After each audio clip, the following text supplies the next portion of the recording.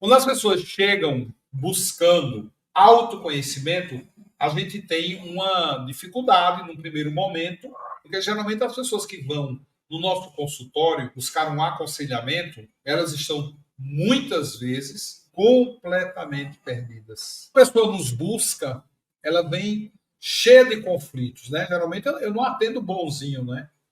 Eu atendo geralmente as pessoas que estão vivenciando uma experiência muitas vezes muito desafiadoras. Muitas vezes eu me deparei com situações que eu não sabia o que falar. E outras vezes eu até sabia o que eu ia falar. Mas eu ia falar o quê? Um assunto específico que às vezes desencadeava processos que eu não esperava e de repente um conselho que eu dava àquela pessoa se tornava logo mais um pesadelo, porque desenvolvia-se um processo circular em cima de um ponto que eu atacava. E muitas vezes a gente fica, vamos dizer, acossado. O terapeuta fica o quê?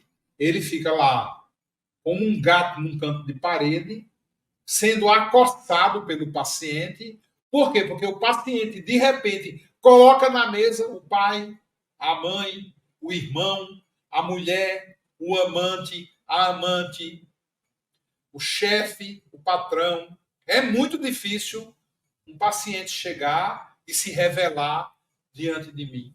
Ele vai trazer outra pessoa.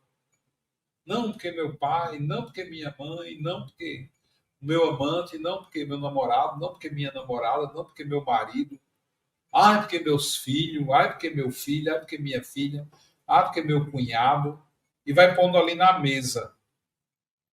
E aí, de repente, você já não está mais nem com a pessoa, você está com um monte de gente que ela traz, joga na consulta e isso oprime o alquimista. E isso oprime aquele que está se propondo ao aconselhamento. Né? Aí vai você dar um conselho em relação a uma daquelas pessoas que ela trouxe à mesa. Vai você se meter na vida dela. Vai você se meter. E hoje, a grande maioria das pessoas fazem isso por quê? Porque elas não têm autoconhecimento. Porque elas não têm consciência. Então, eu vivi uma crise existencial, porque quando as pessoas, às vezes, elas vinham dizer assim, ah, porque eu tenho uma questão com a minha irmã, e essa minha irmã me oprime. Não, ela está falando isso sob a ótica dela. Eu não conheço a irmã dela. Eu não estou ouvindo a irmã dela falando. Estou ouvindo ela falando da irmã dela. E aí eu falava assim, eu vou te dar um floral para você liberar as suas energias mais agressivas e você bater de frente com ela. Pronto. Ela quase mata a irmã. E a irmã era uma doçura. Mas ela se irritava com a irmã, porque a irmã era uma doçura. Então ela achava que a irmã estava representando, porque ela não conhecia aquele papel. Ela não conseguia viver aquela calmaria. E ela achava que a irmã estava sendo o quê? Rude com ela.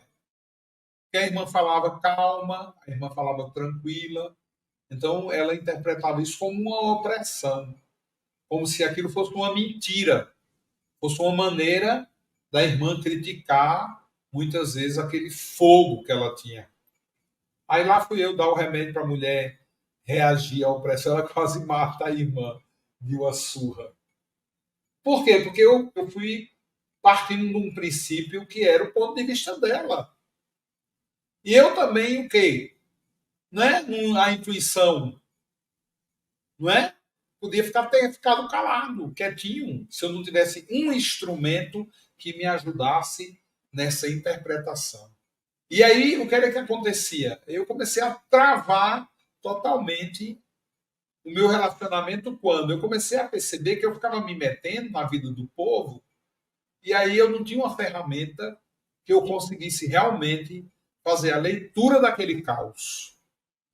E ao fazer a leitura daquele caos, qual é a grande importância? É você não se meter no caos. É você entender, terapeuta, alquimista, uma pessoa que está iniciando o caminho com os oráculos, você não pode se meter nesse caos. É melhor você não ter o oráculo, é melhor você não fazer esse trabalho. Faz um outro trabalho.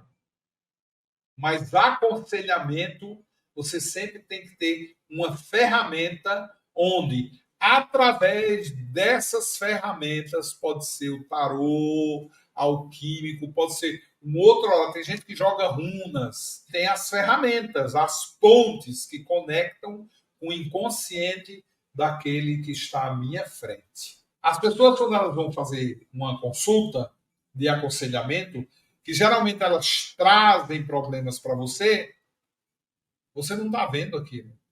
Você não está vivendo aquilo. Se você participar, você está trazendo essa história para você. Então você tem que ter um oráculo. Você tem que ter um oráculo.